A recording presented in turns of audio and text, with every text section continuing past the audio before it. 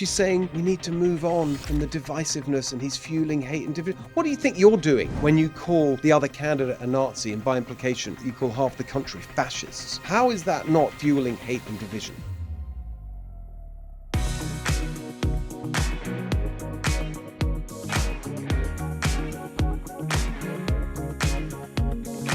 Hello everyone, welcome to the Steve Hilton Show. It is Tuesday, October the 29th, a week before Election Day. Wow, it is right upon us.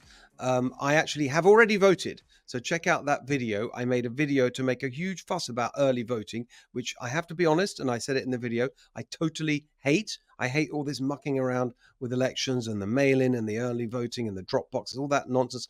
I think it's crazy that we can't here in America do what most other places in the world do, which is vote on one day, count on one day, get the results on one day. But whatever we think about the rules, they are the rules, and we have to play by the rules, win by the rules, and then we can change them. Therefore, if you haven't voted already, please make sure you vote. Make sure your vote is counted, get it in early. That also helps the Republican Party. If you're so inclined to vote Republican, I suspect a lot of you listening to this and watching will be wanting to vote for Republicans. That means that the GOP doesn't have to waste time and money chasing up your vote and can focus on the people who haven't voted yet. So vote early, not vote often, vote early, and get that done.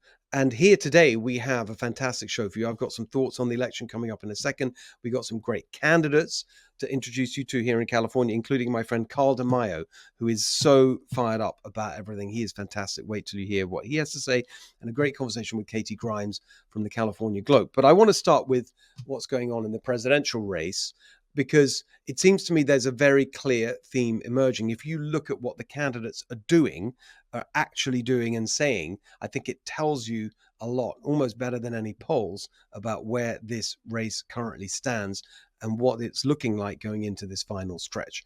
And it seems to me very evident that you have one candidate who is showing signs of strength and one candidate who is showing signs of weakness. And the candidate who's showing signs of strength is very clearly, to me, Donald Trump. I mean, you just look at what he's been doing lately. You're going right back to the McDonald's appearance, that iconic appearance we talked about last week, the rallies, in particular, Madison Square Garden, filling that place out, incredible excitement and energy right in the heart of New York City. Just before that, Joe Rogan, 3-hour conversation with Joe Rogan, which I think, I mean, if you haven't heard it yet, I think it's well worth listening to all of it, because it just shows a side of Trump that you don't normally see. And that's why I think it's been such a great way of doing this campaign for him, which is different to previous ones. He's done a lot of these podcasts. And the truth is that when people get to see Trump and hear him and understand what he's really like, they see why he's been so successful, because actually, far from the media caricature, you get someone who is really engaged in and knowledgeable about policy issues. And that's how he's closing out this campaign. If you watch what he's saying at these rallies and all these events that he's doing, it's a very clear policy-focused argument. And it's pretty simple, as it needs to be at this stage of an election. And it is this: when I was president, we had peace and prosperity. So let's bring the good times back. That's basically it.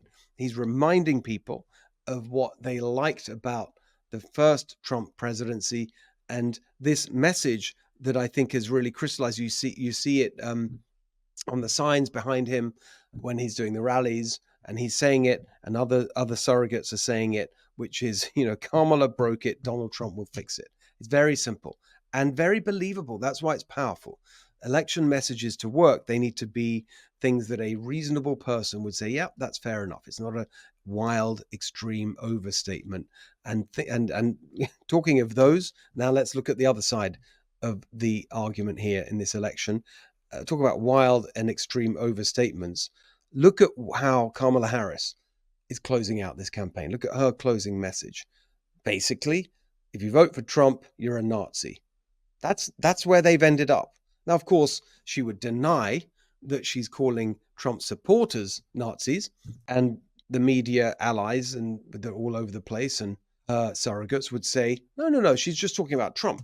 Trump's a Nazi, as if that's okay. It's so preposterous. It is so offensive. It's such an insult to everyone's intelligence.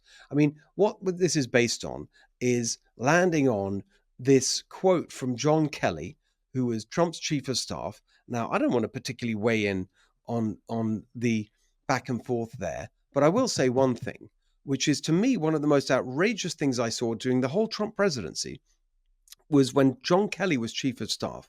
It really stuck in my mind. He was working for the president as chief of staff, and he went on Fox News. It was Bret Baier's show, Special Report. I remember it very clearly.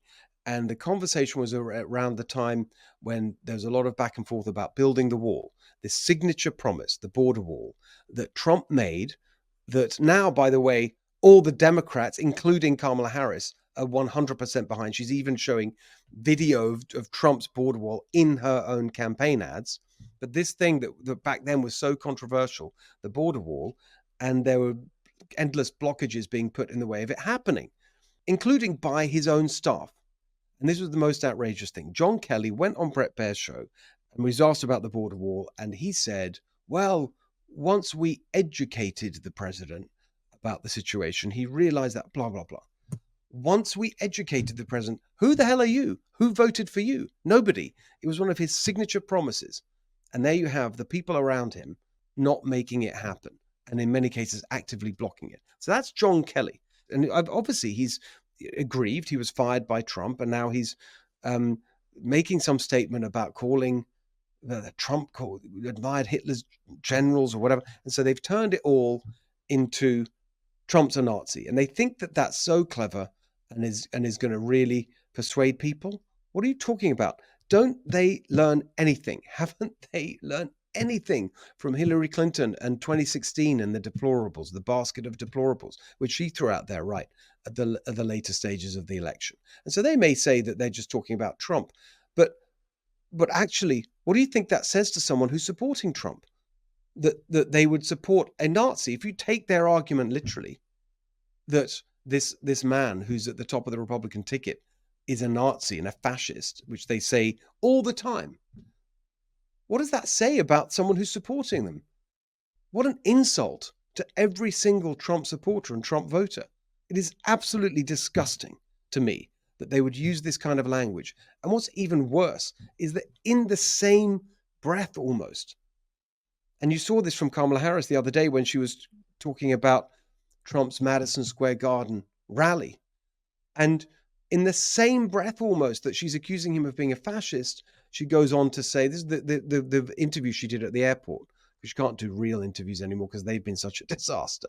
And she's saying that we need to move on from the divisiveness, and he's fueling hate and division. What do you think you're doing when you call the other candidate a Nazi, and by implication, you call all his supporters, half the country, because it's so evenly divided, you call half the country fascists? How is that not doing exactly what you're talking about, fueling hate and division? As always, it turns out that the Democrats are guilty of the exact same thing that they accuse everyone else of. So that's how this campaign is ending, with Trump laying out a positive vision of how he's going to bring the good times back and do the common sense policy agenda that worked before. He knows how to do it now. He's been there, and he makes clear in all these rallies it's not complicated. When he goes through his plans, it's very straightforward.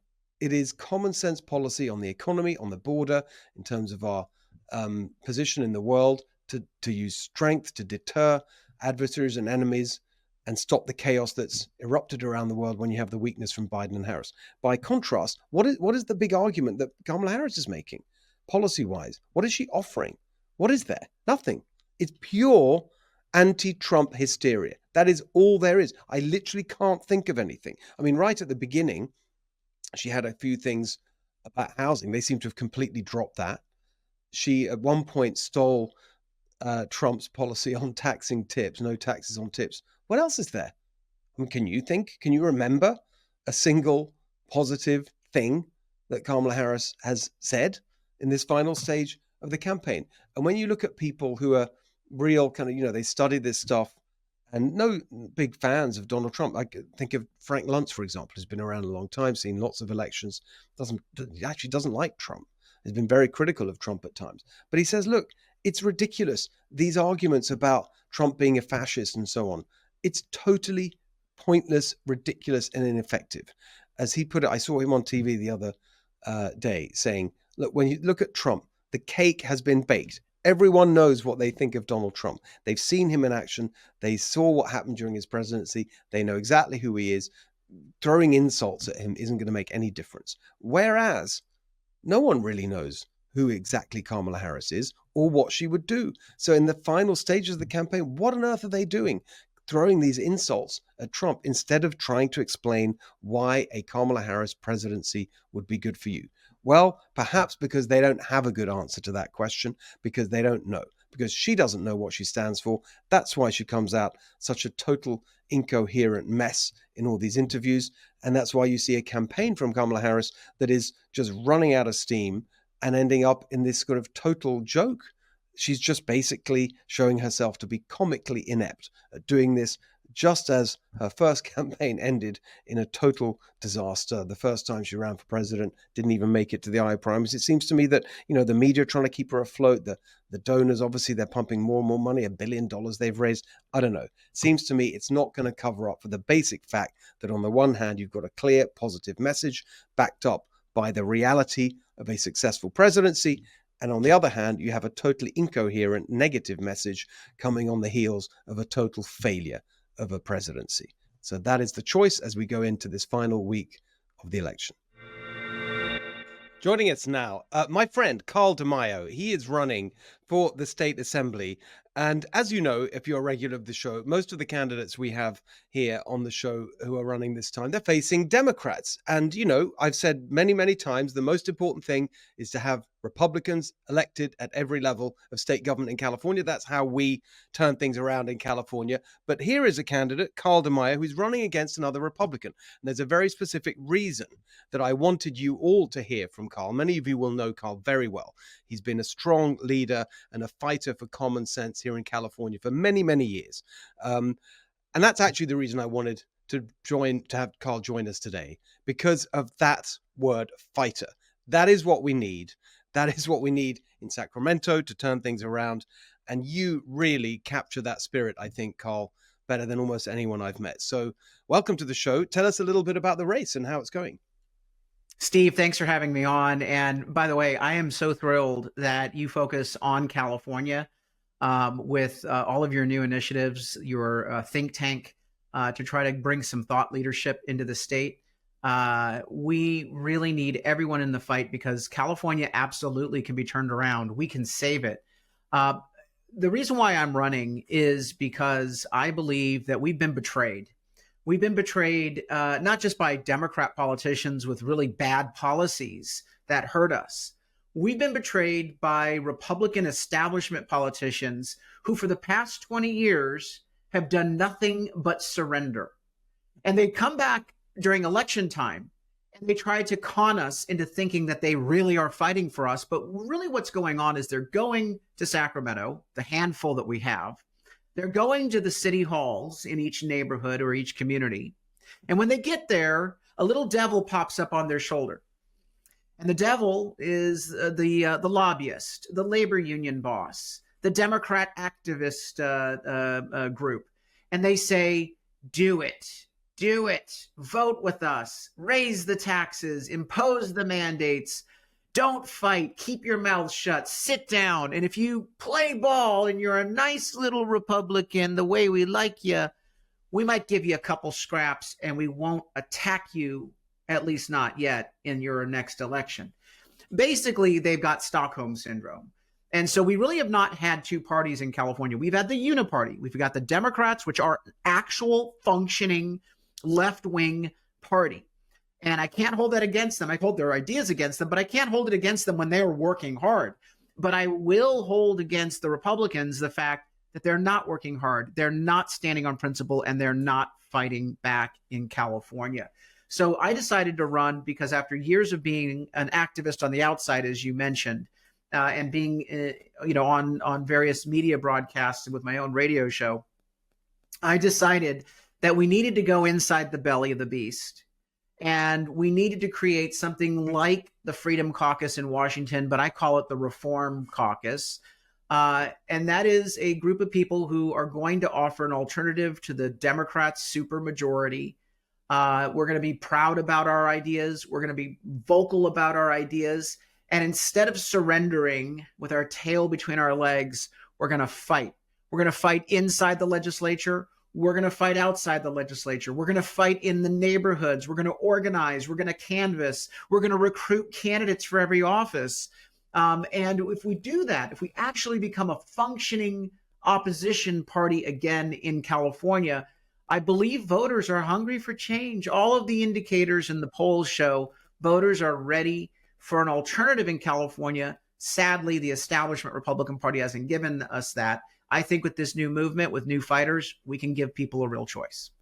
So that you see, you've just captured it there. That spirit is exactly why I wanted to have you join us today, to give people that spark of energy.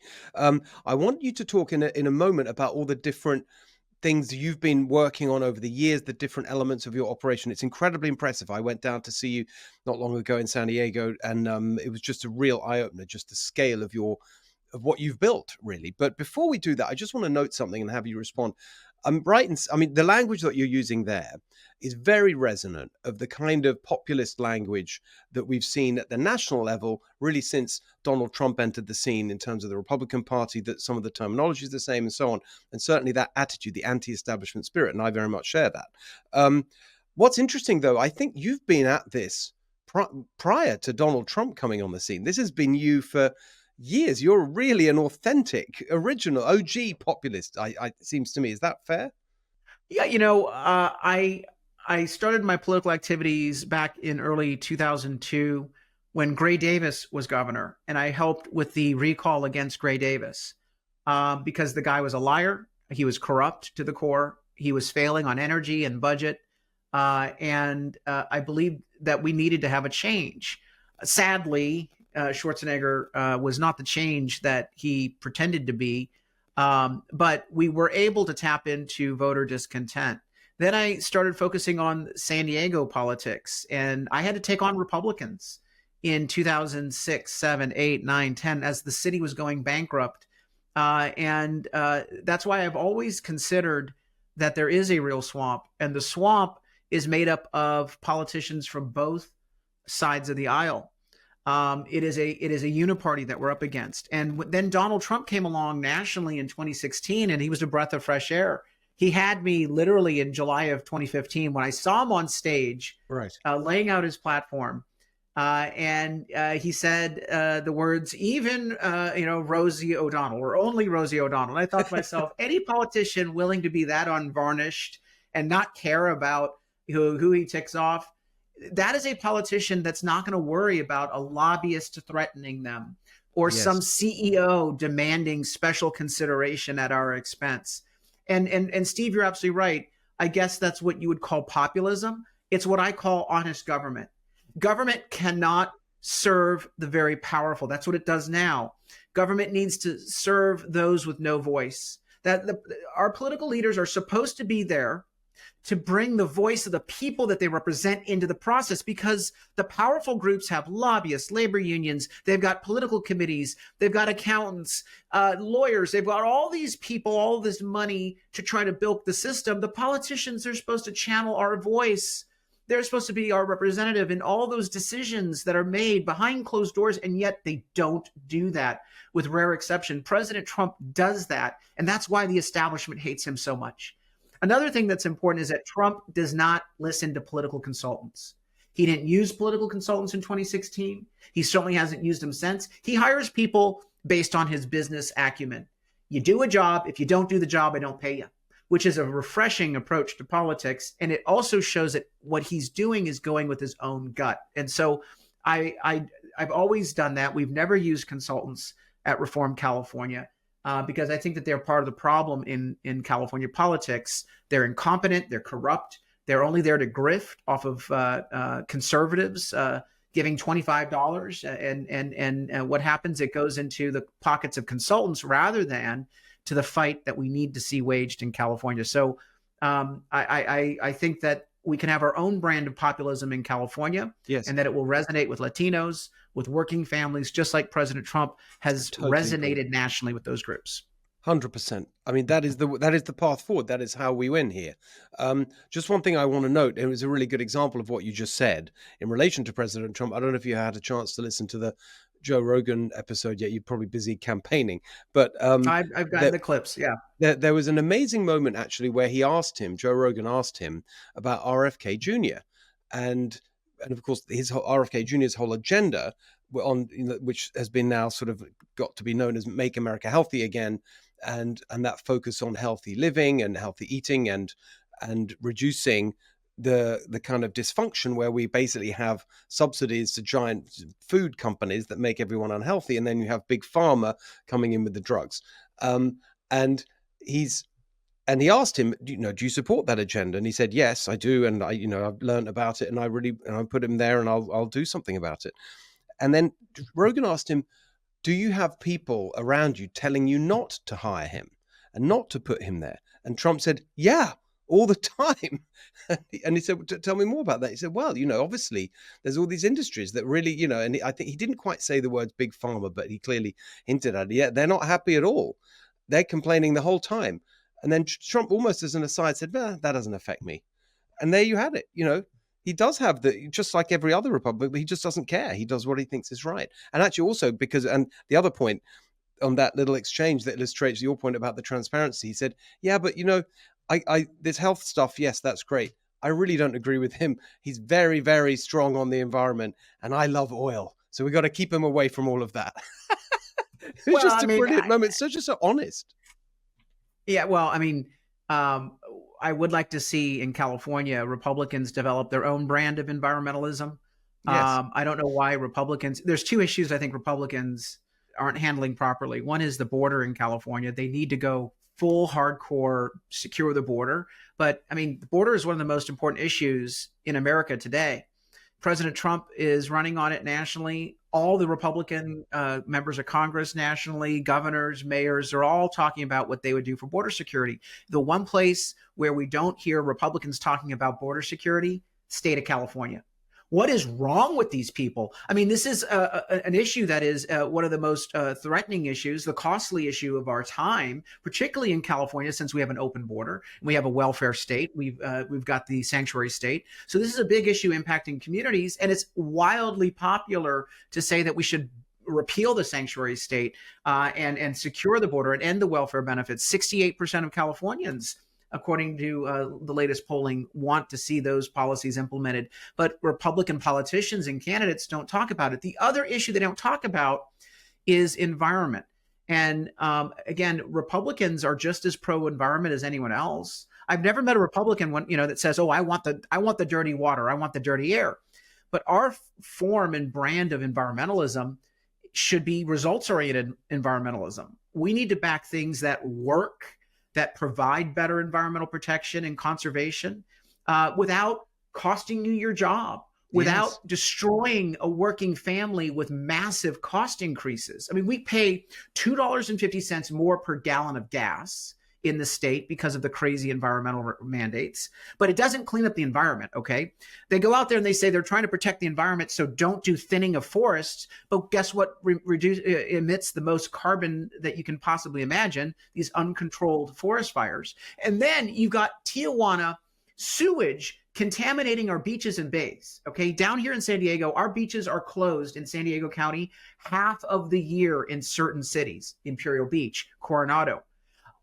No Democrat is standing up saying, gee, maybe we should do something about the raw sewage on the beaches and the bays. They don't want to offend their counterparts in Tijuana and Baja, Mexico. Well, we need to deal with these environmental issues, but our ideas cost less and produce a better, cleaner environment. We need to start talking about those issues. And if we, Steve, I know that you're absolutely doing the same exact work along these same lines. We've got to reinvent and transform what it means to be a California Republican, what we have to offer for the Golden State.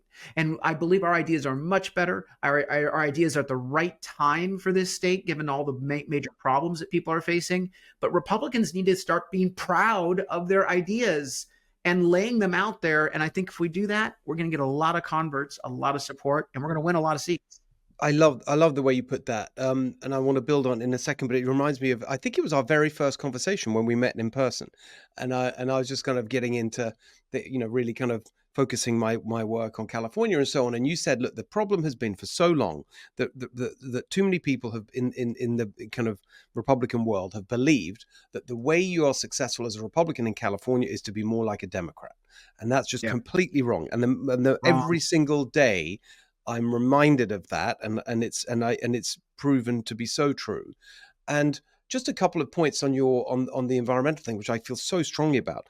We've got to take them on, these Democrats, with their idiotic policies, because even on their own terms, it's stupid and doesn't work. So even if you give them everything on climate change and carbon emissions, and it's an emergency and all the rest of it, even then it doesn't make sense. I mean, I was just in Santa Barbara County the end of last week. They were describing, how the oil industry there, just offshore, they've been shutting it down. What's the consequence? They're now getting tar washing up on the beaches because you have oil seepage there on the coast, and because you're not taking it out and using it, it's now coming naturally and onto their beaches. So it's literally their climate policy, the Democrats' climate policy, causing pollution on the beaches there. The other one that's obviously the much bigger in its scope is the overall war on energy in California. I mean, I was in Taft in Kern County, with the center of our oil and gas industry. I mean, and you talk to the community there, it's just devastating, being shut down so that you've got the cleanest oil production in the world being closed. And instead of sort of taking the oil to the refineries 100 miles or so in a nice pipeline that's all kind of fine, you're now shipping it in on these giant super tankers from Iraq and Venezuela and Ecuador. And these are the most polluting forms of transportation on the planet. I mean, it's just insane. It's actually increasing carbon emissions. If we can't point that out, what's wrong with us, The dirty little secret about the Democrats' ideas on the environment, particularly their Green New Deal, which I call the greedy New Steel, is that it's not good for the environment. It actually hurts the environment. Republicans typically say, oh, it's going to cost more money. And yes, it costs a tremendous amount more for working families. It's devastating what the Green New Deal has done to working families. It's the single biggest cost spiker in California. The real reason why we have the highest cost of living can be traced back to the Green New Deal and the environmental policies. So it does increase costs. It does limit your comfort and freedom because, these policies take your freedom away. They take joy out of life, literally making your quality of life worse. But the thing that no Republican really talks about is that their environmental ideas for the Democrats, their ideas are bad for the environment. Yes. By every measure. It has hurt the environment. You want to talk about batteries? Take a look at all the fires that are started with these battery farms that are popping up around the state of California. Take a look at a actual electric vehicle and the net environmental impacts because of strip mining to create the electric vehicle. It's a larger, bigger environmental impact than gas-powered vehicles. Or let's talk about choking water from Central Valley. When you choke the water from Central Valley, what happens to the farmland? They no longer use water to manage the dirt, manage the soil. And as a result, Bakersfield, in the latest air quality standard reports, Bakersfield, California has the worst air quality in the nation. We've got young Latino kids in Central Valley with high rates of asthma, choking on the air. Why? Because the Democrats choked off the supply of water to Central Valley. It was bad for farming, bad for incomes, and it's really, really bad for the environment. But no one holds these people to task. All they need is their good intentions, and the media just goes ahead and gives them a pass. Well, I'm sick and tired of us giving a pass to bad environmental policies that are hurting the environment, costing you more money, and literally sapping the joy out of your life. You want to talk about the joyful party? We should be the joyful party. Exactly. We want you to have conveniences, but in a smart environmental way. So I just little note to my audience. You see why I wanted to have Carl on the show. It's so refreshing. I mean, I could not agree more. And what I loved about, I mean, that I mean, it fits on my little list. People who've seen me on the road will know this. I have this sort of simple way of remembering, for people to remember just what a total failure the Democrats have been with this one party rule. And I often say, basically pick any issue, with almost. And we are and compare California to the rest of the country. We're top of every list that you want to be the bottom of, and we're bottom of every list you want to be the top of. And that really does work. I mean, we have the highest taxes, the highest rate of poverty, the highest housing cost, the lowest home ownership, on and on. There's a new one, the worst air quality. I hadn't heard that. And that is a really, what is so sort of striking about that is and these are the people, the Democrats, who endlessly lecture us about, compassion and social justice and all the rest of it. And as you said, it's all for them. It's all about the words and the intentions. As long as they comport with the latest kind of far left ideology, the results don't matter to them. And we've got to They're be complete the people. frauds. No, let's Yes. be clear about it. These people are frauds. They're liars, cheats, and thieves. When it comes to stealing your tax dollars, when it comes to misrepresenting things, they're frauds. They say they're woke, but what they're doing is putting us dependent on Middle Eastern oil, which is bad for the environment because they have less environmental standards when they produce oil. Then you have to put it on a tanker and ship it all the way to the United States, which has all sorts of emissions. But worse than anything, these are people who say that they're pro-gay and pro-women. Yes. You want to talk about the worst countries with human rights violations against women and gays? It's the people that we're lining the pockets of in the Middle East. In 1986, 5% of California's oil came from foreign sources. You know what the number is today? 58% of our oil comes from foreign sources, mainly the Middle East. So we are literally lining the pockets of people who are anti-women and anti-gay, but by golly, we're run by the woke Democrat Party in California. Look, they're frauds. They're sellouts. They've lied to us. And it's about time that Republicans point it out. We've got to rise up and tell voters they've been bamboozled. Totally agree. I just want to get to what you've been working on, just for people to understand the scale of it, what you've built there, because it's so impressive. I love the entrepreneurialism you've brought to all of this. Just describe your world a little bit, Carl. What you've built with Reform California, some of the things that you do. It's just such a impressive achievement. Well, Reform California is an extension of what I did in San Diego. I had Reform San Diego was the group that we started with. And we went after Republicans and said, if you're going to sell out, you need to get the hell out of the way. And we took on Republicans and held them accountable. Then we went after the Democrats. And between 2004 and 2012, really, we saved the city from bankruptcy. We reformed city spending, reformed the pension system. Did you have people on the city council? Well, we had only 2 on the city council when I started out. I was on the losing end of a 2-6 super minority. Does it sound familiar? The losing end of a 2-6 super minority. By the time I left office, we had a conservative 5-4 majority. And It's because we went to Democrat districts. We made the case about cost of living and quality of life. We took labels off of our ideas and we approached people about problem solving. And we exposed the corruption that was going on in San Diego politics. And remember, San Diego City is not a conservative city. It has the same demographic profile as the state of California writ large, the same delta and disparity between registered Democrats and Republicans, a massive 30-point difference. The same percentage of Latinos and African Americans and Asians. So if we did it in San Diego, we can scale it to California. So we took Reform San Diego and turned it into Reform California in 2014. And our goal is to break the super majority in Sacramento. And we did that. People don't know that Reform California in 2017 broke the Democrat supermajority in Sacramento for 18 months by recalling a state senator who was the deciding vote on the gas tax and the car tax. And that's why Democrats know that Reform California is their real opposition, not the California Republican Party. They don't worry about them. They actually infiltrated the party years ago and they don't worry about it. But they are terrified of what we represent. And what we represent is a movement. I have told my supporters, if you think that some party or politician is going to gallop in and save you, you're wrong. No one is coming to save us. The Republican establishment is not going to save us. You know who's going to save us? All of us are going to save ourselves by working together. So what we're up against is a broken system that has money and media. They've got all the media outlets in the state of California. We don't have our version of Fox News or Newsmax. We don't have conservative media, which is why shows like yours and the show that I have with Reform California and others, the new media is so important. But the Democrats have the old media, and they all have all the money. What we can build, and what they will never have, is a true grassroots movement.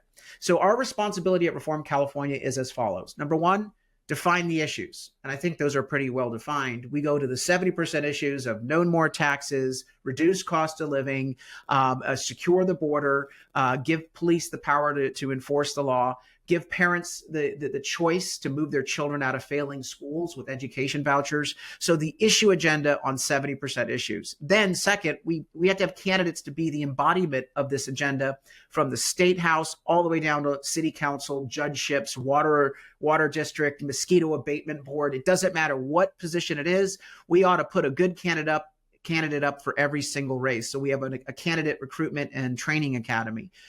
Third, we've got to get the grassroots tools. So what we give them is our voter guide. We have our plain English voter guide. It's the #1 voter guide in California now. We actually beat the California Teachers Association in terms of the distribution of our voter guide. We certainly beat the Republican Party of California. They don't even offer a voter guide. Well, they do sell their positions for certain ballot measures if you pay the right price by a lobbyist. But what we're out there doing is giving the plain English voter guide. People can get it at electionguidecalifornia.org. It's 100% consistent with the one you did last week on your show, so bravo. But we rate judge races, school board races, so that people have a plain English description of the ballot measures, including local ballot measures. We uncovered 470 local tax hikes hidden on the ballot throughout the state of California at electionguidecalifornia.org. And then finally, we give you tools. We give people an app. It's called I360. We pay for it. And it has a list of voters in every neighborhood. I'm not asking you to go to Democrat doors. I am asking you to go to some Democrats, conservative Democrats, but the liberal Democrats, I have you skip. I actually have you skip conservative Republicans. You're going to walk by or drive by doors, homes with a Trump flag. Why? Because they're already going to vote. I don't need you to talk to them. You're going to waste your time. I'm sending you to the middle, to conservative Democrats, independents, and wayward Republicans who may not give enough interest in local politics, or they may have given up hope in California. I'm sending you to a very narrow middle group of people that agree with us on the issues. They just need to hear from someone like you to give you the voter guide. We have door hangers. We do number 10 envelopes. In fact, Steve, you were in the office. You saw the bins of mail. It's amazing. It's an amazing operation. When Steve visited us, I think back in August, we were halfway through doing 2.5 million handwritten envelopes with our voter guides. And yes, Steve, we beat our goal. We've done more than 2.5 million handwritten voter guides statewide, and they've had a major impact, because when people get a handwritten letter in the mail, it strikes their attention, and they open it up, and inside that letter is the plain English voter guide. And we've got student canvassers, high school and college canvassers that we pay. We do ads.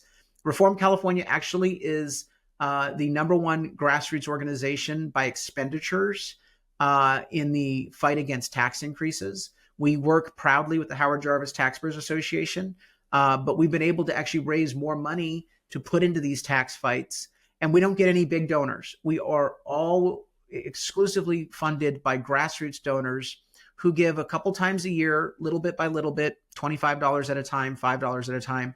But the average donor each year gives about $67. But when you add all that up across the entire state, you have a grassroots movement that is powerful. So when people say there's nothing I can do, what can I do? What can one person do?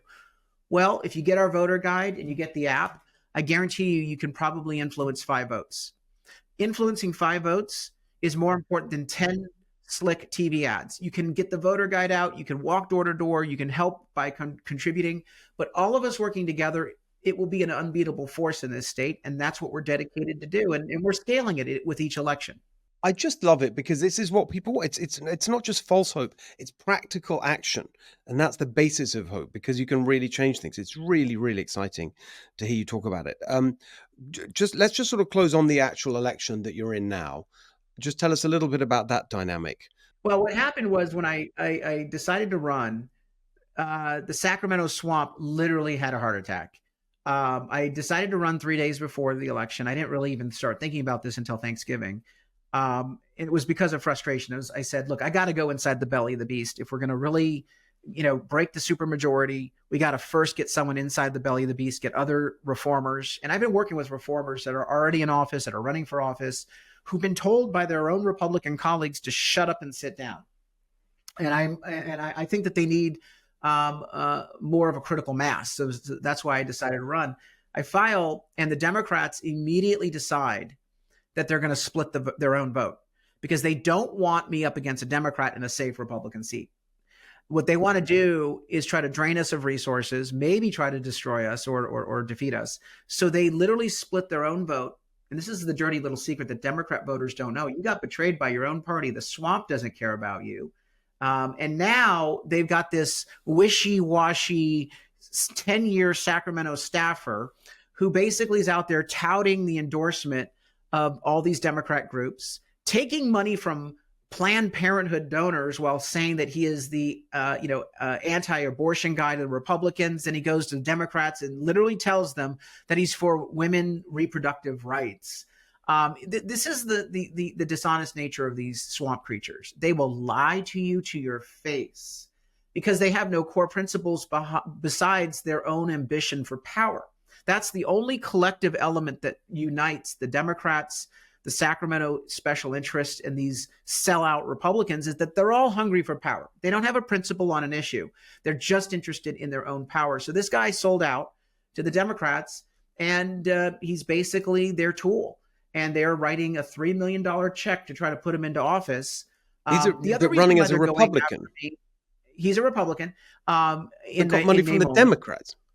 And even some of the Republican establishment folks are trying to back him because they know my voter guide goes after Republican tax increases. So I just recently had 6 Republican local elected officials sign a letter saying that they support my opponent and that Carl DeMaio is a bully.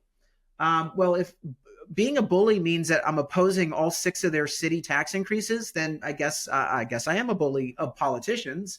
I proudly will bully a tax-raising politician and hope to boot them out of office if they're betraying their own citizens by raising the cost of living. So all 6 of these local elected officials, the thing that was common amongst all 6 are Republicans. All 6 voted to put tax increases on the ballot or support a tax increase.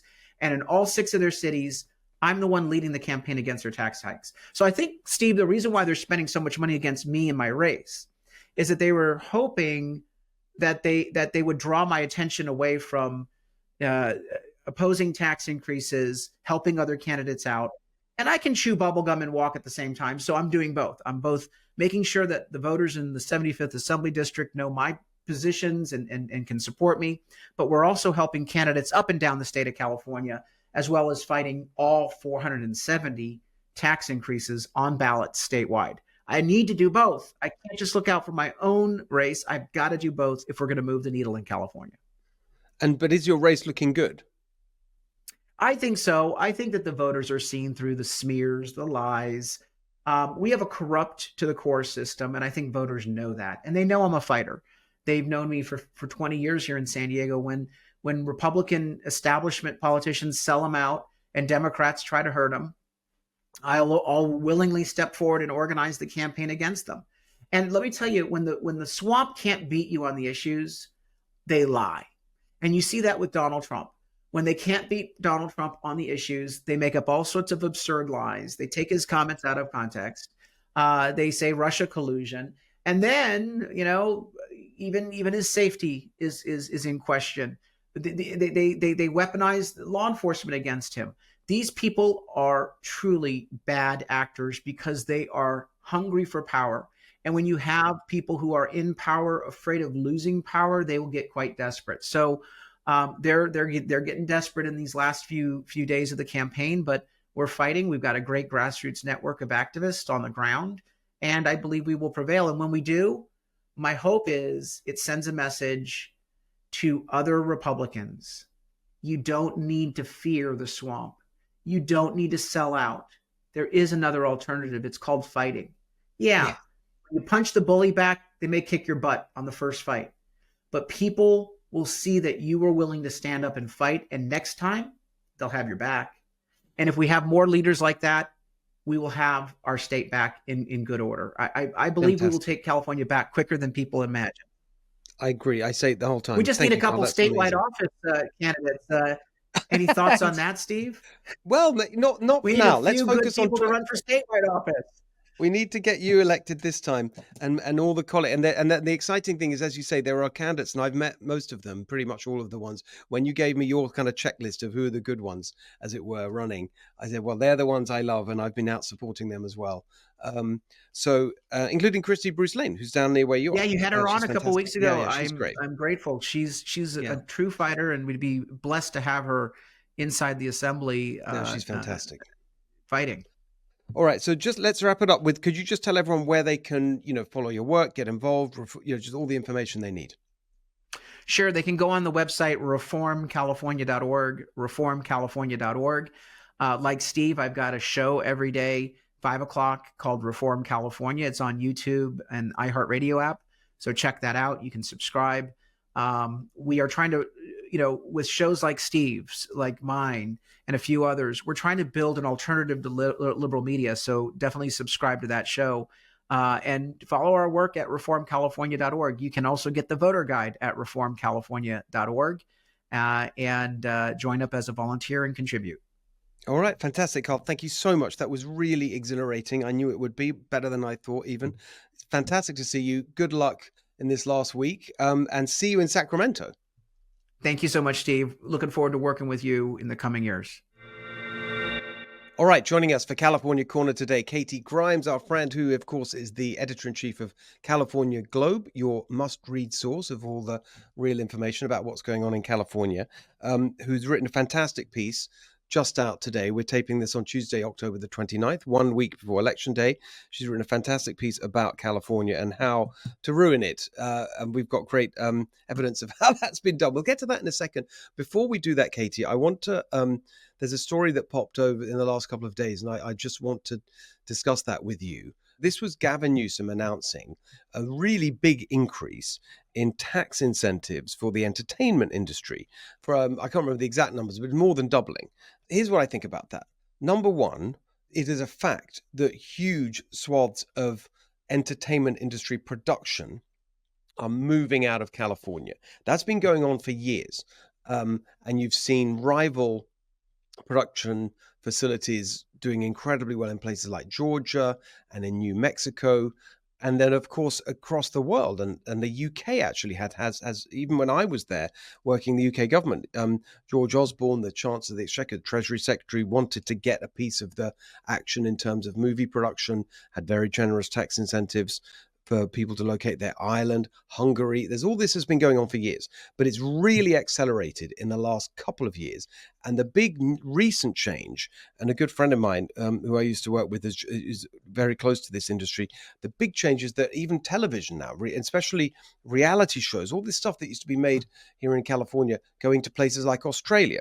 So there's a real issue here because it's one of our great industries. One of the things that's iconic about California, and it's leaving, and jobs are going. And these are good jobs. These are kind of real jobs, whether that's building sets and electricians and all that kind of behind the scenes stuff. It's not just, famous actors swanning around. So I do think it's important to try and stop those jobs leaving California. But the thing that's so offensive to me is that why is this the industry that suddenly gets the love from Gavin Newsom when you have all these other industries that are struggling under massive tax burdens? And then so my point is like, yeah, great that you give a tax cut. I mean, that's basically what it is, tax incentive, call it, it's a tax cut. Fantastic that you give a tax cut to, the industries that you favor. What about all the other industries? What about every small business that is laboring under massive taxes? What about a tax cut for them? And then specifically, what about the industries that are also iconic California industries that you are basically throttling to death, like the agriculture industry or the energy industry? So yes, great. Let's try and, support our great industries in California, but let's support all of them, not just your Hollywood elites. Great minds think alike, Steve, because that's really the gist of my article. I do not begrudge Hollywood tax incentives, tax breaks at all. I don't, frankly, I think every industry in California should be given tax breaks in order to keep them here, to help them thrive, etc. I do think it's very, very interesting, though, that the governor went to the Hollywood, because that is a group that nearly, we'll say 90+% supports he and his politics. And so I honestly think that he's just trying to curry more favor with them. But the other point I made in the article is that if Hollywood would like to keep more of its production here in the state, or just have more production here in general, maybe they could start producing some movies that people actually want to see. Um, we are not enjoying what is coming out of Hollywood right now. And we're seeing, I mean, I think I just saw a new old movie out. They've redone The Wizard of Oz now. So practically every childhood movie I ever saw is being redone by Hollywood, and they only make them worse. It's like when Disney redoes old Disney movies. They throw a bunch of DEI in there, and it gets all woke, and nobody likes Snow White anymore. I think that's a bigger problem, actually. And then but the other thing that's really true that they, just not addressed by any of this stuff. And that's, like, expand on your article, it's like all the other things that they've done to make, I mean, it's not just the businesses as corporate entities who are saying that we can't be here anymore, it's too expensive. It's it's all the knock-on effects of all the policies. So Right. the fact that housing is so expensive, that gas and utilities, all the cost of living being so high, that goes all the way down. So all the people that work behind the scenes, and so this again is not just the the famous actors who like people would struggle to have sympathy for because they're very rich, as it were. It's like regular working class people who are employed, the makeup artists and so on, who Right. it's just so expensive to live here. So in order to make it work, you have to pay them higher because it's the cost of housing and so on. And so the economics just don't work out. So it's not just a tax break for the corporate entity that Correct. needs to be addressed. It's the whole massively elevated cost of living in California. Yeah, exactly. And the Los Angeles area is one of the most expensive places to live in the state in general. This is coming at a time also, Steve, when we've got 350 company headquarters that have left the state permanently. We are watching more and more businesses leaving. We are now losing oil companies. They're going to other states. So, I mean, we've got a real problem in California. And while, again, I do not begrudge Hollywood tax breaks, but these other industries are suffering as much, if not more. Agriculture cannot pick up and leave the state. They just have to shut it down. So we've got some real serious problems here. And I think the governor really just put this Band-Aid on Hollywood at this point. So let's go directly to your article, because I mean, I think, what's the title? 5 ways to. How to Kill a State in 5 Easy Steps, Gavin Newsom's California. So let's just talk us through the steps. Well, I that's the title, How to Kill a State in 5 Easy Steps, and I kind of give you a hint in the subtitle: expand government, raise taxes, decrease gas supply, kill off agriculture, cut water supply. And so I point out that as California's job openings declined 30% this year, unemployment spiked, Governor Gavin Newsom gave fast food workers a minimum wage increase to $20 an hour. The governor still insists that even though he gave that massive wage increase to minimum wage workers at fast food, that they're gaining jobs, not losing them, which is absolute garbage. They're losing fast food jobs because of it. But what's so interesting is when you start looking at the numbers, the Bureau of Labor Statistics has out, California had 641,000 job openings in August 2024 compared to 920,000 in August 2023. And Wow. that is BLS statistics. That's a lot. And then, of course, year over year unemployment rate in September increased to 5.3% from 5%. So, we've got an economy in trouble in California when you look at these jobs numbers. And so, that's kind of why heaped on in this article all of the things that are killing the state, and why Gavin Newsom's out there putting a Band-Aid on Hollywood. He's going to need to put a Band-Aid on the oil industry. He's going to need to put a Band-Aid on agriculture. But except that these are his policies. These are bills that he either signed into law or bills that he pushed, like the most recent gas bill. That's right, and they don't want to support these other industries. No. I mean, that's the terrible thing. That, I mean, with Hollywood, you could say they've woken up to the consequences of their policies, and they get the lobbying because, as you say, they are the supporters, core supporters of the Democratic Party and donors. So you can imagine the donors, you get screaming, and they'll take the call from these people because that's their world. Yes. But with the farmers and the big ag industry, that's been war on them. And with the energy companies, it's explicit. I mean, he keeps saying it, but that's a big part of our economy. It is a big part of our economy. Plus, it's a part of the economy that Governor Newsom has actually cut. We could be obviously energy independent in California and be selling energy to other states across the country. And instead, we're importing oil from, foreign sources. The whole thing is just insane, and it's killing the economy. I mean, it really is killing the economy. And we discussed this with Carl DeMaio, who's on the show today, this week's show, and he makes the point that, which I make again, we all make the point, because it's actually a very clear point, and yet it's just somehow not captured at all in most of the media coverage, which is all this stuff that they're doing in the name of climate policy for California actually increases carbon emissions. Right. It increases them because now you're bringing in oil on these tankers from halfway across the world. And so it's amazing that they get away with it. I mean, we just can't let them get away. That's why what you do is so important. Well, and likewise to you too.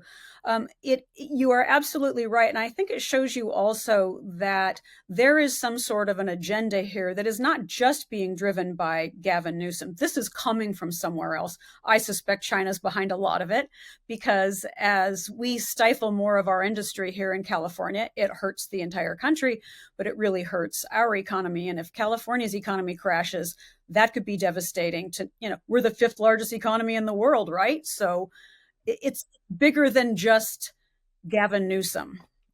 Well, let's turn a little bit to the elections. We're a week out from the elections, and we did our voter guide episode, which went down very well. People have been really complimentary about that. So thank you for being part of that, Katie. What are you looking at? What do you see happening in California? Anything sort of catching your eye? We're a week out now. What are your thoughts? My thoughts are, and this might just be the idealist in me, I see good things even happening in California. And I think it actually started with the last election in 2022, when we really started to see that grassroots movement, and I mean organic grassroots movement of parents winning seats on school boards. And I think that kind of translates then into more local races, where you're going to see more moderate center type people winning local races. Sacramento, California excluded. I think I mentioned I've got a communist and a socialist running for mayor. So count us out. But other cities, I do think, and towns are going to benefit. I think our congressional races are looking pretty good too. There's some really good candidates. And yes, the Democrats are throwing so much money at it. But I also think that with what's happening on the national stage, we're going to feel that down ballot in California. I think a lot of people, left and right, are going to be voting for massive change nationally. And I think that will translate to their California votes as well. I've got a feeling that Trump will do better in California than previous rounds as well. Do you share that view? So I interviewed him in May of 2022, and the first thing out of his mouth was, "I don't think California is a blue state. Do you?" And I said, "No, not really. If anything, it's purple. It might not be deep red, but it's not totally blue." And then what about Steve Garvey? I mean, when I just think about the what people are talking about and the elections that are going on in California. Obviously, Trump, Harris, yes. Prop 36, big topic of Yes. conversation. Everywhere I go, I'm on the road the whole time. Everyone's very excited about Prop 36, about the LADA race, chance to get rid of George Gascon. And then the congressional races, they're very high profile. They get a lot of national coverage now because it could determine the fate of the House majority, etc. Scott Bowen in Orange County, Mike Garcia, others. The one race you just don't hear about, actually, is the Senate race. Steve Garvey, Adam Schiff. What are you sensing around that? It's been kind of a weird race to me in that Steve Garvey, as big as his name is, has not made any sort of real media splash. And maybe because Adam Schiff is Adam Schiff and everybody already knows his name, they didn't decide to put a lot in terms of media spending. I don't see Steve Garvey beating Adam Schiff at all, which really, really depresses me. Yes. I mean, Schiff is just one of the worst examples of the hyper partisan. He is a pathological liar. I mean, there's just it's just extraordinary, and the shamelessness, the brazen lying, and the divisiveness of what he's done with this total fabricated nonsense about the Russia hoax, of which he was such an architect, and we now know all the facts. It's so damning, the fact that this whole thing was cooked up by the Hillary Clinton campaign, and Schiff was just their sort of useful servant, just kind of laundering all of this stuff, and he's going to end up in the US Senate. It's unbelievable. It is to me too, because he is the epitome of the corrupt politician to me. I mean, he doesn't have gold bars in his freezer, but he is so corrupted, mentally, morally, emotionally. And, as you say, you just perpetrated the Russia hoax. I am hoping that because this is a US Senate race and that all California voters get to vote in this, and that we're going to see good down ballot race results for members of Congress, I am just hoping that because Steve Garvey is Steve Garvey, that he gets a whole bunch of Republican votes, maybe even a bunch of Democrat votes. Again, it's the idealist in me. I tend to be a positive thinker. I'm double fingers crossed. Right. Well, we definitely want, with all of these things, right? And, we'll have a special election episode next week. I mean, of course, we won't have all the results because it's California. So it's like weeks and weeks, of course. But, we hopefully will have some indication of where we are so we can reflect on that. But I think it's very important to, it's a big state and there's so much going on. It's a country, as you say, the fifth biggest economy in the world if we took it out of the USA. And so there will be signs of progress. I'm sure of that. And we need to focus on them and learn from them and say, okay, what does this mean for how we approach things in the future in terms of bringing common sense to California? Yes, I agree. I think another race that is going to be very interesting is San Francisco mayor. Oh, yes. I don't think it's looking very good for Mayor Breed to get reelected, and that's a big race. Yes, and it's clear that all the energy in San Francisco is for change, right? Yes. Now, who ends up being the beneficiary? And they've got this very complicated, ranked choice thing, which that's very hard to kind of follow.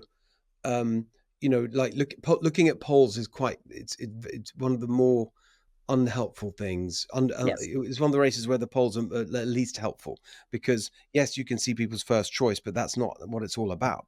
It's about all the rank, the rounds that you go through and everyone being eliminated and their votes being reallocated. So who knows? But it's true that it feels like the energy there is for change. It does. And I think that's indicative of this election in general. I think even the people of California, even the voters of California are not happy with the way things are. Yeah. Period. I agree. Well, I think we take that into 2026, which is our next big opportunity to change things in California.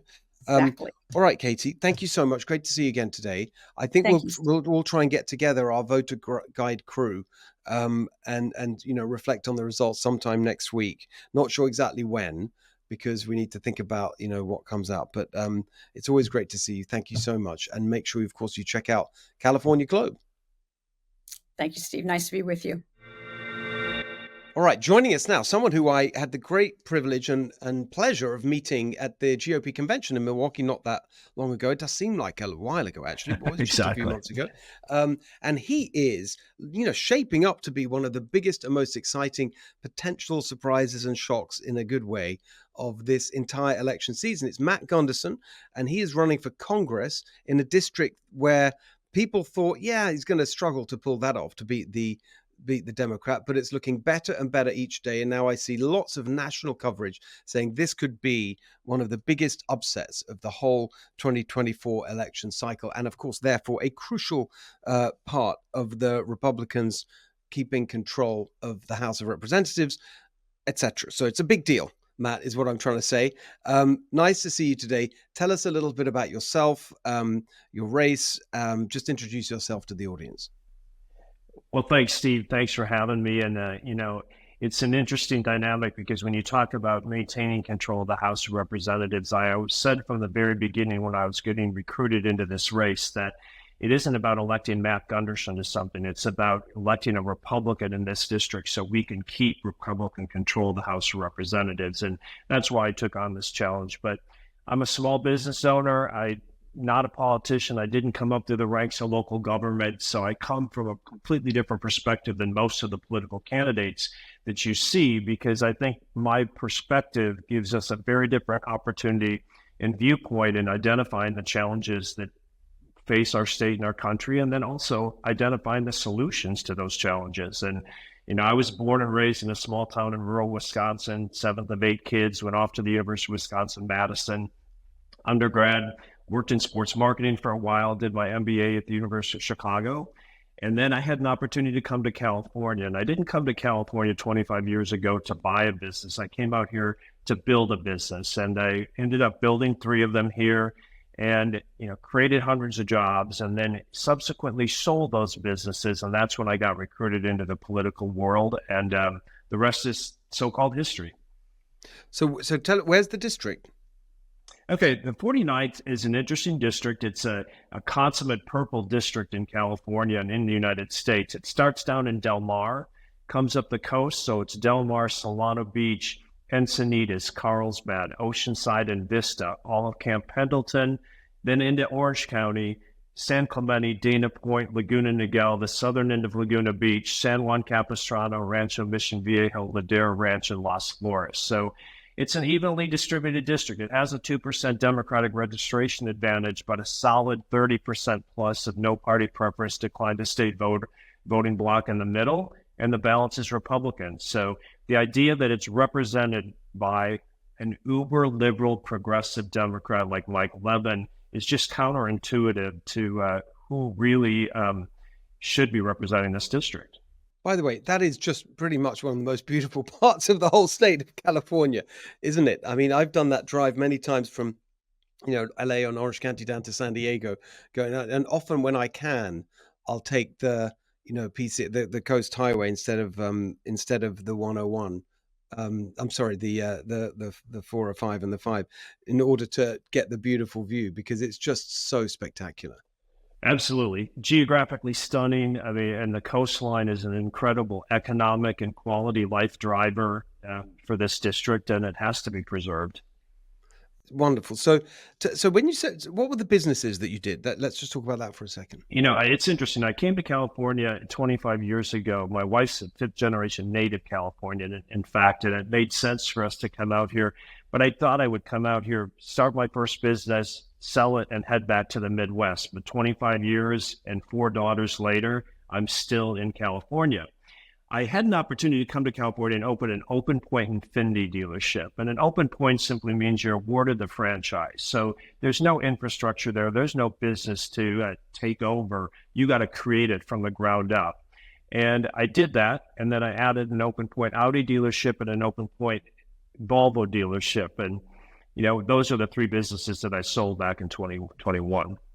Fantastic. And the thing that I was really interested, I'd love you to talk a little bit about is when we met, the event so my friend Tony Strickland introduced us, and he's a big supporter of yours from Huntington Beach. And he said, "You've got to come to this. Matt's a great candidate. Let's, do what we can to support him." And Newt Gingrich was there. I thought, how interesting. Why would Newt Gingrich be at this event? I couldn't put the two together, but there was a really interesting story there. Could you tell us about that connection? Well, it's a couple of connections. First of all, as I said, I'm the seventh of 8 kids and born in rural Wisconsin. And when I was in high school, my oldest brother ran for Congress, unseated, an incumbent Democrat in a blue district, served for 16 years in Congress until he chose not to run for re-election. I share that with you for a couple of reasons. First of all, to share that I'm not completely naive about the political process and about what it takes to serve your constituents and fulfill the responsibilities of a congressman. But also, that is how I initially met Newt Gingrich, because my brother was, a successful, well-respected congressman who served as Newt's chief deputy whip when Newt was the minority leader in the U.S. Congress. But incidentally, I also joke about the fact that I am the second most influential male in Newt Gingrich's wife's life. She was one of my best friends in high school, and we went to high school together. And when she had graduated from undergrad, she was contemplating going to graduate school. And I said, why don't you go to Washington, D.C., work for my brother Steve in his office, see if you like that. If you do, you can stay. If you don't, you can go off to grad school. And she went to Washington, D.C., interned for my brother for a summer. She became a full-time employee in his office and then subsequently met Newt Gingrich. And again, the rest is history. Amazing. It's an amazing story, a beautiful story. Tell us about the campaign and what you're seeing. I mean, you're running in this, beautiful California district with the characteristics you described in terms of the demographics. But you're running for a federal office for the House of Representatives.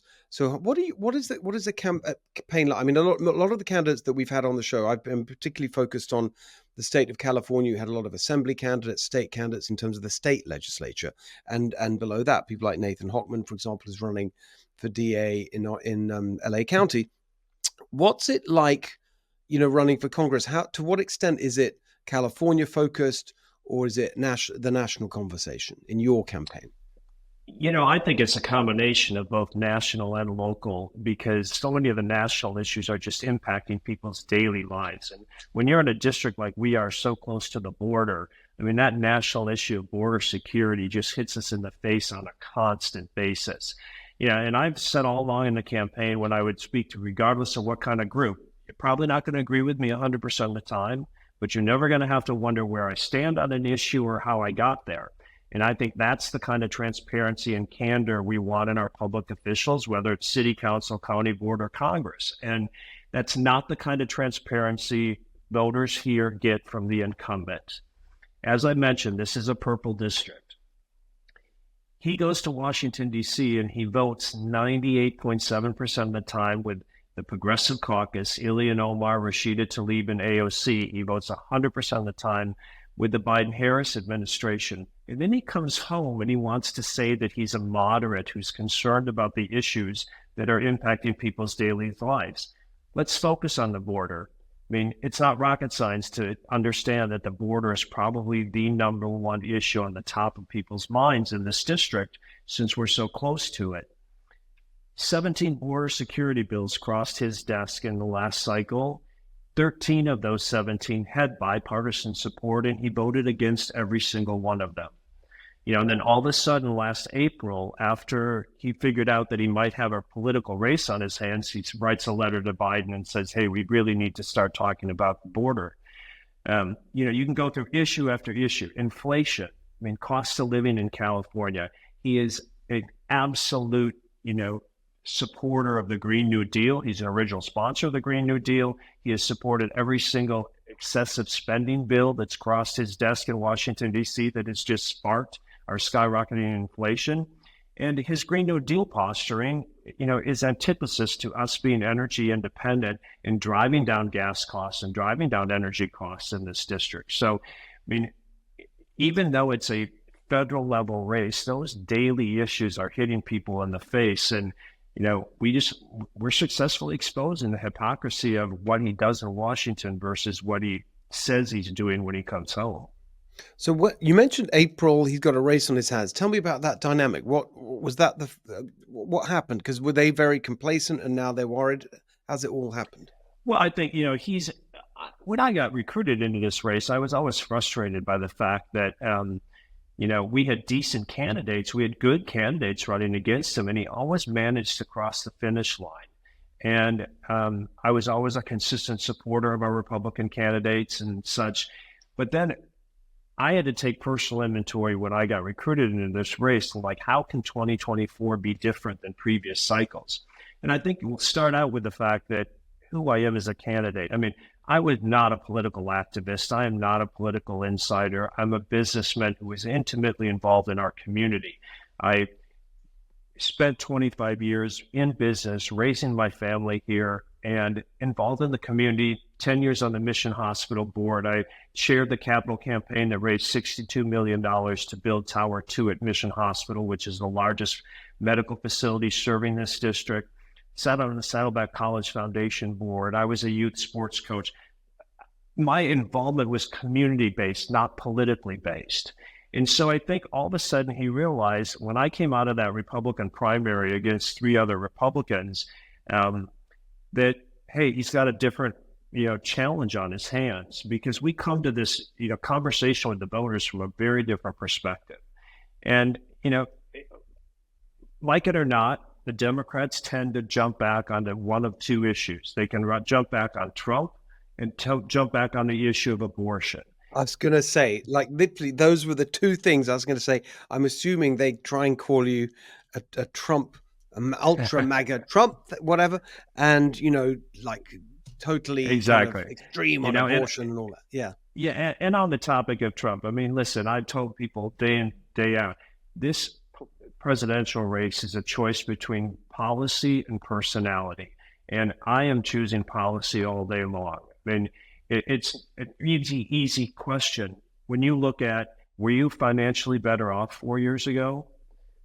Was the border more secure 4 years ago?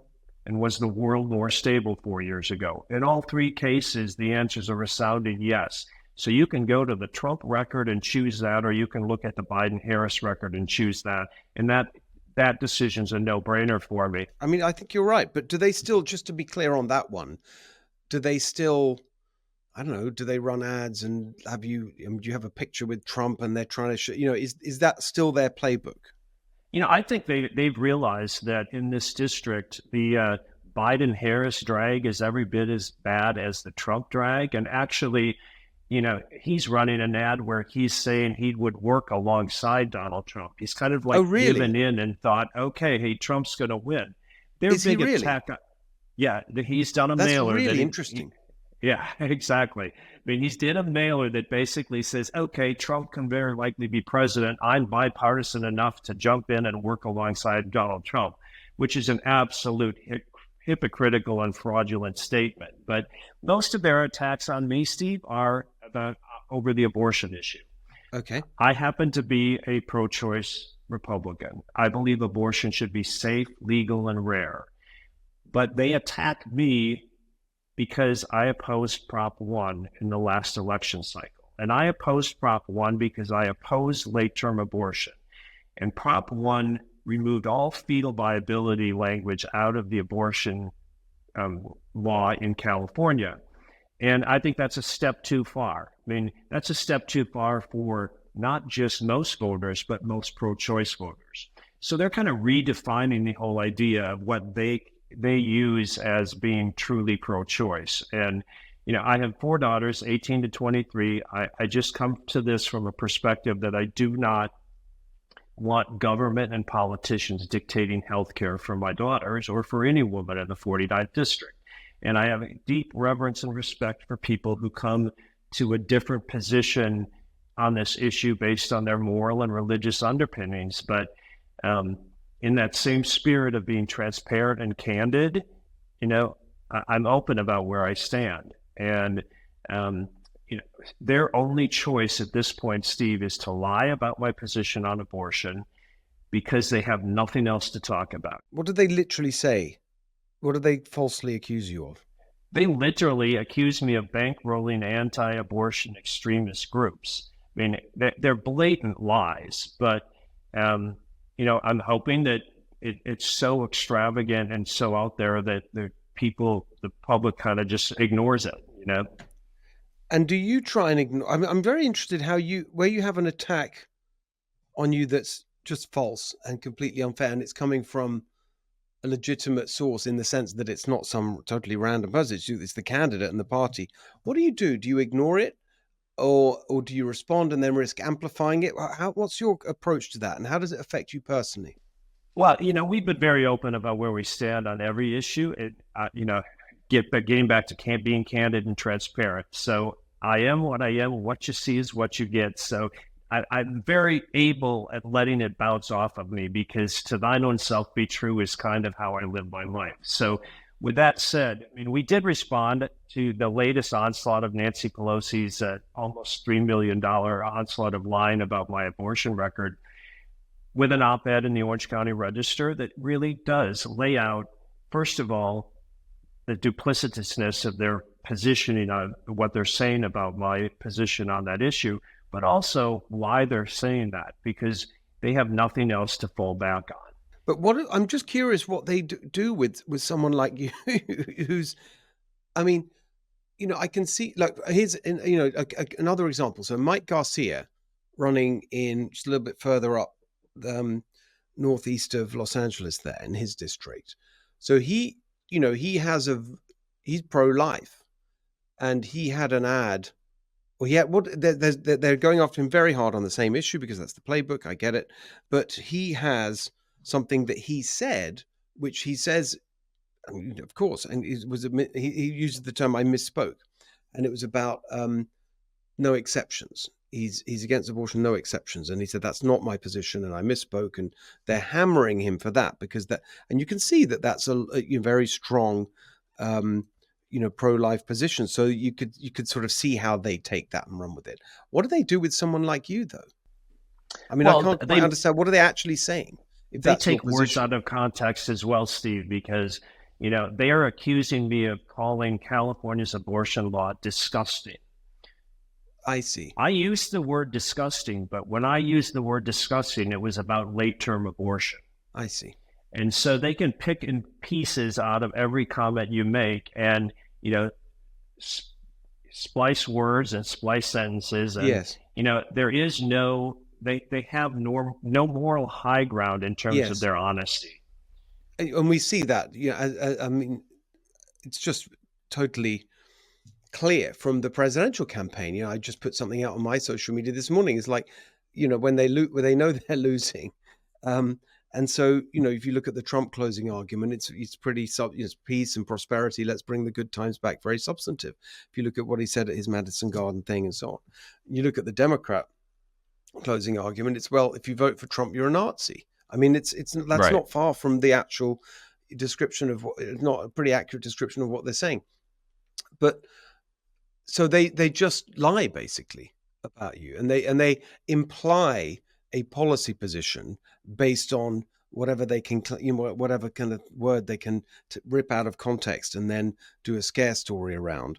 And so they take that to imply that you have a policy position. Is that what they're doing?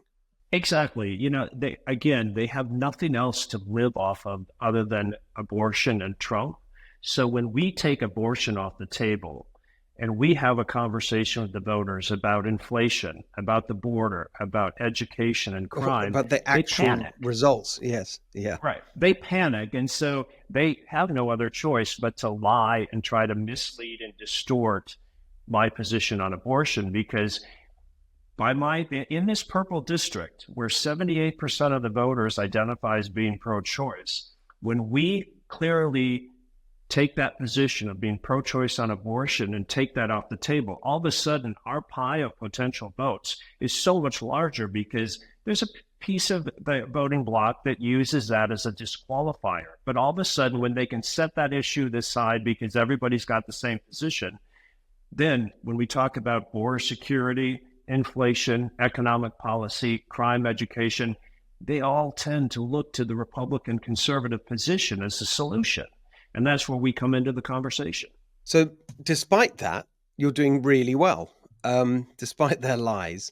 So just let's end by looking at that. And I was really intrigued to see the way you've sort of crept up, as it were, as you know, like you weren't on the lists. You've got all these lists of tight races in California and the battleground and so on. And now I see you in all those stories. So you're obviously doing something really right in the last few weeks and months.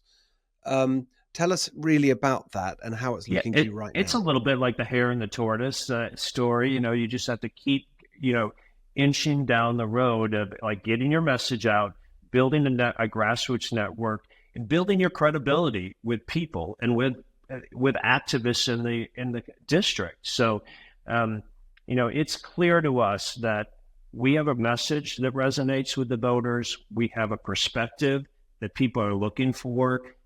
Authenticity matters. And, we are an authentic pro-choice Republican candidate that people can look at and say, you know what? The world works better when we work with people that we agree with 80% of the time. And, your previous guest talked about 80% issues exactly. And so, people look at our campaign and say, hey, you know what? That is somebody who's going to work hard on our behalf. I might not agree with him 100% of the time on every single issue, but I know that he's going to be candid, transparent, upfront, honest, and he's got a work ethic that is going to serve our district well. And so, we went from being below the radar, and the Even Cook Political Report has moved this in Republican directions. Nancy Pelosi has dumped almost $3 million into this race over the last 11 days of the campaign to try and protect Mike Levin. And he can't defend his record. So when we expose the hypocrisy of his voting record versus him coming home and saying he's a moderate bipartisan operator, they have nowhere to go but lies and distortions. Well, I think it's thrilling. I think it's really cool to see someone like you who's just so obviously a good, decent person who's in it for the right reasons. You want to help your community, you want to help your country, you want to serve, and you're doing it in the way that I think everyone would want politics to be conducted, in a reasonable, thoughtful, way. And you're battling these people with their lies and distortions, and you're just sticking it out and prevailing. And so I think that's really, really inspiring and encouraging for everyone. I appreciate that. And I will tell you, Steve, there are days where you think there's no wonder why normal people don't do this. Right. My one daughter, I have 4 daughters, ages 18 to 23, and one of them says, Dad, you're looking for a job the hard way. And, I guess that's true, but my favorite quote is a Ralph Waldo Emerson quote that starts out, your purpose in life is not to be happy, it is to be useful. And that's a quote that I used to use on my kids, but it really is what drives me. I mean, I think you can find a whole lot of personal happiness by identifying your usefulness. And I think this is a really, really significant opportunity for me to be useful to the 49th District and to the state of California. It's a brilliant quote. I love it. I have heard that before, but I've sort of forgotten it, and it's perfect. So I love that you brought us to a conclusion there. Just before we go, where can people follow you and support your campaign? What can anyone do who's listening or watching to help you in this final week? Absolutely. MattGunderson.com is our website. Follow us on social media, on Twitter, on Instagram, on Facebook. Connect with us, share what we have to say. Your personal endorsement via sharing on social media speaks way more volumes than another piece of mail or another TV ad that people sit through. But with that said, we're on this race to try and compete with Nancy Pelosi's money and the Democratic money machine. So if anybody's got some extra zeros in their checkbook or on their credit card balance, please, go to mattgunderson.com and donate online. We've got the rest of this window of about 8 days to finish our TV buy, and we feel good because I think we've got the momentum and peaking at the right time is always key in politics. So we feel good about where we're at. Fantastic. Thank you, Matt. I really, really appreciate you joining us today. Good luck out there and see you very soon. Absolutely. Thank you, Steve. Thanks for your time. Appreciate your invitation. Joining us for Candidate Corner today, someone who I just ran into at the Trump event in Coachella, and we were just chatting. I said, how's it going? And we got to get you on the show. And so here he is, Ian Weeks. So for those who aren't familiar with you and your race, just give us the basic facts. Where are you running? What's going on with your race? And a little bit about yourself. Sure. So I cover about 10,000 square miles in Southeast California. So we have the eastern half of Riverside County and all of Imperial County. I'm running against an incumbent Democrat by the name of Raul Ruiz, who pretends to be a moderate Democrat, but the guy, when you look at his voting record, he's a complete radical. So running against him. And a little bit of background for me, I live in Hemet, California. Most people don't know where that is. A lot of people know where Temecula is. I'm about 30 minutes from there. And I'm married. I have a wife. I have 2 sons, 11 and 9. I'm a certified financial planner. That's what I was doing before I got mixed up in all this crazy politics stuff. I'm a worship leader at church, so I play the guitar and sing all the time. But God has a funny sense of humor, and about 2.5 years ago, he opened some weird doors. I ran for a state legislative seat, and then things got crazier, and now I'm the Republican nominee for a U.S. congressional seat, and so here we are. So you went through a primary for that. How did that all go? What was the story there? So we had a pretty challenging contested primary. The first race that I ran for the state assembly, I was the only Republican against an incumbent Democrat. There was one Democrat challenger, so that there was no stress on that one. We knew we'd come through the primary. But my second race, this race, there ended up being 6 candidates. There were 3 Republicans, including myself. We had a no party preference guy, a Democrat challenger, and the incumbent Democrat. So, long story short, we ended up winning back in March, a top 2 spot. And so we get to go through to November. And I will say it was somewhat miraculous that we came through in the fashion that we did. Initially, because I had run in the prior cycle, the assembly district mostly overlapped. We had a lot of endorsements. We had some name recognition. Folks did kind of think, okay, he's in a strong position to come through. But about a month out from the primary, we realized that the incumbent Democrat was spending hundreds of thousands of dollars of his campaign funds to boost one of the other Republicans. And that was kind of new to me. But one of my friends that's more politically connected said, hey, this is what's going on. And it turned out that he spent about $860,000 on the primary. By comparison, I spent about 20 grand on my race. Oh my goodness. And he spent several $100,000 of those dollars boosting a different Republican. And you can look at their public reports. Wow. He ran a couple of polls, figured out who he wanted to run against, and then started boosting that person. But we still came through, and I obviously give that credit. I mean, we worked hard, but that was a God thing. Amazing. So this is just a perfect example of what I've said, which is this top 2 system. It's not, voters choosing candidates so much as candidates choosing their opponents. I mean, it didn't work in your case, but I mean, it's just outrageous that that's what it's come to. It's pretty disgusting, and they did it in the Senate race too. Adam Schiff spent millions of dollars boosting Steve Garvey because he didn't want to run against Katie Porter, which in a way I'm sort of glad that he did, because it just made sure that we at least had a Republican on the ballot. But yeah, it's a really dirty, sneaky business. Not that that's any surprise to anybody, but I mean, I got to experience it firsthand.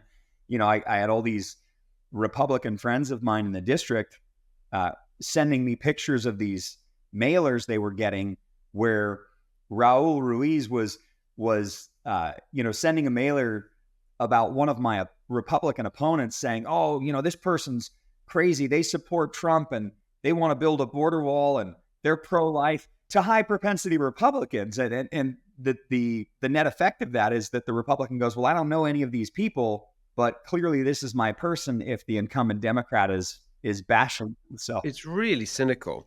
it But is. in a way, it's a compliment, isn't it? Because you're the one that they were worried about. Absolutely. I mean, we took it as a high compliment, but at the end of the day, you run your race regardless. I mean, there's a lot of wind and waves, crashing around you. I'm a believer in and a follower of Jesus Christ, and so I think about that story of Peter where he's walking on the water and he gets overwhelmed by the storm around him, and Jesus says, "And just keep your eyes on me." And so for me, there's a lot of wind and waves in the world that I live in right now. And I stay focused on what I know to be true and right. I stand up for it and let the chips fall where they may. And on this one, it worked out. There's a lot of focus on California in Yeah. terms of the House races, of which you're one, because there's very few competitive races anymore because of gerrymandering and everything else across the country. And so right now, in terms of who's going to control the House of Representatives, which is very, very small margin for Republicans right now, Mike Johnson's the Speaker, it could all come down to a handful of races in California. And there's a list of them that we always go through, the tight races where all the money's going and the people are going and so on. And it's Ken Calvert near where you are. And actually quite a few in Southern California, Michelle Steele, Young Kim, Mike Garcia, in the Central Valley, David Valadeo, John Duarte. Your name isn't usually on that list. So does that mean that the powers that be don't think you can win? Correct. I will say this seat was held by a Republican up until 2012, and then Ruiz pulled off an upset, and he's had it for the last 12 years. He tends to win at around 55 to 57%. Last time he won with about 57.5%. I will say that in our primary, he only got 45.1. The challenging Democrat got 10%, but still, he's the incumbent Democrat. He's been there for 12 years, and only 45.1% of the electorate voted for him. But even if you give him the other 10%, that puts him at 55.1. Well, in midterms, he was at 56.4 in the primary, and then he won with 57.4 in the general. And even if you give him all of the Dem votes from this past primary, he's sitting at 55.1. So I do think that there's a weakening. But I will say the Cal GOP has given me $0. The NRCC has given me $0. I understand that they're playing a very messy game of chess here in California, and they've got to try to do their best to pick winners and losers. But the reality is there's been extremely light, really non-existent support, from the establishment. I intend to deliver them a pleasant surprise. We've been doing a lot of groundwork, and I think we may actually win this race. If we win this race, though, there's no question it will be viewed as an upset. Massively. Well, that's great. Yeah. By the way, I just want to say, the reason for them not jumping, is a triage thing, right? Which is not ideological; it's practical. It's like, okay, we've got a limited amount of money, and we need to really focus it on the races where we think we've got a shot. Now, the interesting thing for me and everyone listening is, and I'd love to get into this with you, is when it seems like a long shot. And there's so many people like you, there's lots of people who are running in races where the numbers would say, oh yeah, that's not going to go his way. What keeps you going? Why do you sincerely believe you can win? Or do you you kind of know you're not, but you really want to give it your best shot and who knows? Or do you definitely know you're not, but you want to do it anyway because you want to give people the representation? Yeah. So I actually do believe that I can win, and I don't think that that's a pie in the sky, crazy thought. I'm not running against Maxine Waters in LA County where, it's an 80-20 race. I mean, right. You'd really be asking for a straight up miracle with something like that. This is winnable. And, as I said, we put a lot of work in on the ground. We've done a lot of grassroots stuff. And so, I'm here on the ground and I'm out every single day. I'm working really, really hard. And what I see gives me encouragement. I actually think that we might be able to deliver a pleasant surprise. But I will say this, when you say, what motivates you, what keeps you going? I always tell folks, I'm the last guy in the world that wants to go be a congressman in Washington, D.C. I mean, from a practical standpoint, I live out in the country. I've got a beautiful family. I get a lot of joy out of taking care of a bunch of animals, raising baby chickens every year. I have a Mustang that I work out behind, a horse. I have a horse that I work out behind a four-wheeler. I mean, I'm a country guy, and I have a really beautiful life out here. But the reality is that there's a lot of evil, and I'm going to say evil. It's not just, we're way beyond Republican, Democrat. We are into, I mean, when we as a culture aren't just talking about abortion in the context of, like, say, the Clinton, safe, legal, and rare. I mean, the Democrat Party cheers at the top of their lungs for killing over 1 million babies a year, and it's culturally something that we celebrate. We carve up little kids now and we put them on these crazy hormones, and we call that gender affirming care, and we say that it's the loving thing. And so, what has me motivated and fighting is the fact that I think that our culture is really getting pretty dark and pretty wicked. And it's not that government fixes that. I'm not here to, try to establish a theocracy. But whether we like it or not, political leaders are now very much cultural leaders. And so if I see a bunch of political and cultural leaders that are dragging us down a very dangerous path, someone has to stand up and fight against that. And to your question of whether or not you think you can win, to a certain extent, I think when America entered World War II, we weren't sure whether or not we could win, but you fight for what's worth fighting for. We stood up and we fought, and we knew full well we might not prevail, but you go and you're willing to give your life if need be. And so for me, I think, God's not put me in a position where I have to stand on a physical battlefield where I might get shot, although who knows? But we are on a battlefield, and we should be willing to fight to the bitter end for what's true and right. And so that's what keeps me going. And I will say, and I know we're limited on time, but I'll say this: my hope and my courage comes from the God that I believe. And I understand that not all of your viewers, not everybody believes what I believe, but those are my core values. Those are my core principles. In the Bible that I read, David shouldn't have been able to beat Goliath, but he did. Moses went up against Pharaoh. He shouldn't have won, but he did. There's a story about Gideon in the book of Judges, chapter 6, 300 men standing up to 135,000 in the opposing force. They shouldn't have won, but they did. Daniel should have been eaten by lions, but he wasn't. Shadrach, Meshach, and Abednego were thrown into a fiery furnace. They should have burned up, but they didn't. And Jesus Christ was crucified on a cross, and he should have stayed dead in the grave, but he didn't. So I look at stories that I believe are real events in the Bible that occurred where people stood up and did a crazy thing because it was right and because God told them to. And that's when we get to see great miracles, when we stand up against all odds and say, I'm going to stand for what's right, even if it costs me my very life. We get to see extraordinary things, and I think we may just be about to see that here in my race.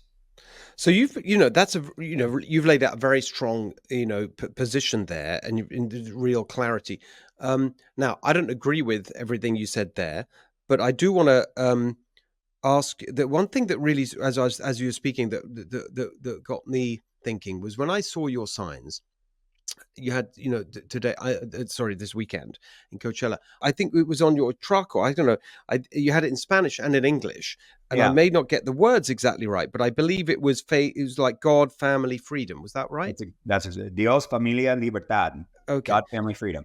So the thing that I wanted to ask you to talk about was, in a way, the tension between some of those ideas, because when you talk about freedom, don't you see that for some people they'll say, well, what you just laid out goes against the idea of freedom, that people should be able to live the life they want to live, free of of course, if they have faith, they must live according to that, but in terms of the government, they should be free to make their own choices.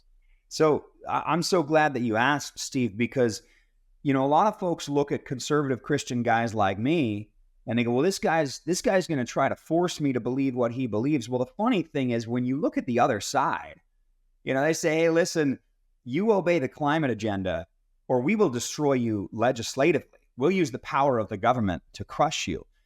You don't go to your churches while COVID's going on, or we will use the power of the government to crush you. You take this shot, or we will destroy your ability to earn a living for your family. I promise you and every one of your viewers, as I said, I'm not trying to establish a theocracy. I do believe in freedom. You choose to live the way that you want to live. I will not try to legislate that people choose my values. That doesn't mean I won't stand up and advocate for them. The difference between the radical left and guys like me is I want to persuade people. So yes, will I have a conversation about my values and encourage our culture in a particular direction? You better believe it. But will I try to use the force of government to compel them to share my values? That's just an unequivocal, I absolutely will not infringe on their right to choose to live the way that they want to live. Now, will I draw a line when it comes to sexualizing children in schools?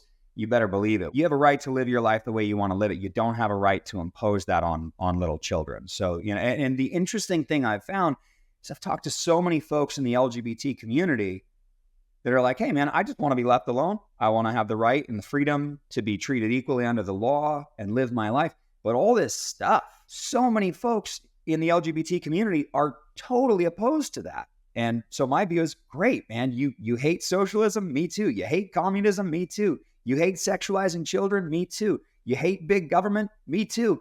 And so there's so much that we can work on together. It doesn't, there's a lot of demagoguery that goes on in politics, and it's just, oh, this guy's a Christian conservative guy. He's against me. Truth is, when you get to know me, you're probably going to find out, oh, he's totally not.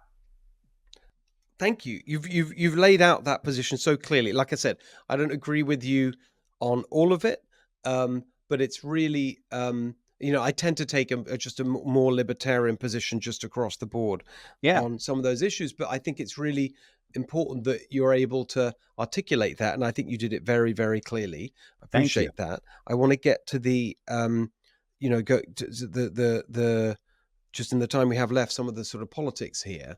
So we first met right down there in Imperial County, I think. That's right. Yeah, in Brawley at the Stockman's Club. Yeah. And we with another fantastic candidate. And I kind of think of you in many ways together because we met the same evening. Jeff Gonzalez, who's running for the state legislature, and he's been on this show. So how do you kind of work together? I mean, how does that all operate? You seem to get on very well. Absolutely. So Jeff and I are great friends. We happen to both be men of God, and so that's obviously that binds us together in a very deep manner. But Jeff and I, we go to events together. We try. Most of our district overlaps with some minor exceptions, and so we go to events together. We try to kind of spot one another. If I'm down in an area and I see that Jeff needs to get a sign out somewhere, I either put it there myself or I say, hey guys, we need to get a sign here.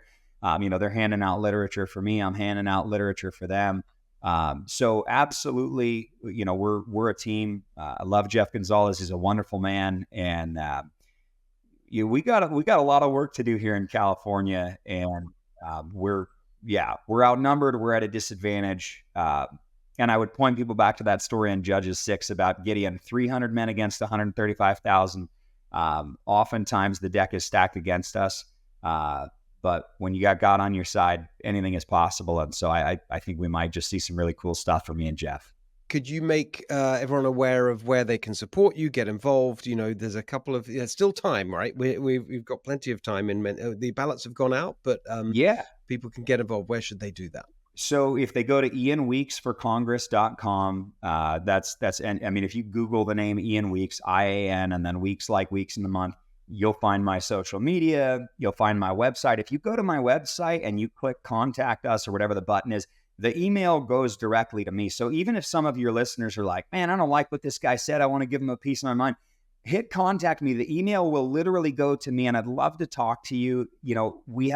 I do believe this. We have so much more in common than what separates us. We don't have to be enemies. And so I would just say, you have someone sitting here that wants to find common ground, even though we may diverge on some significant issues. And so reach out to me on the website. If God puts it on your heart to donate or otherwise, that would be great. And for those that do believe in God, for those that are praying folks, what I ask of everybody is pray for me and my family, because that's the most powerful thing that you can do. Ian, thank you so much for being with us today. We really appreciate it. I appreciate you, Steve. Thank you for having me. Okay, that is our show for today. I hope you enjoyed all of that. Big week ahead of us, the final week before the election. Make sure you vote. If you haven't voted already, go and do it. Early vote, absentee, whatever. Just vote. Bank your vote. That's the way to think about it. Make sure it gets in and don't leave anything to chance. Anything can happen. So vote, vote, vote. It's incredibly important. We'll be back here next week for a special edition with our favorite guests, with our voter guide team, Katie Grimes, Susan Shelley, Jen Horn. We're going to be reviewing the results, whatever results we've got by then. Remember, this is California, so they've messed it up so much, it takes a bit of time. But whatever we've got to tell you, we'll be back with a special episode of The Steve Hilton Show next week. Make sure you tune in for that. Follow us on Apple, Spotify, YouTube, wherever you get your podcasts, and we will see you here next week.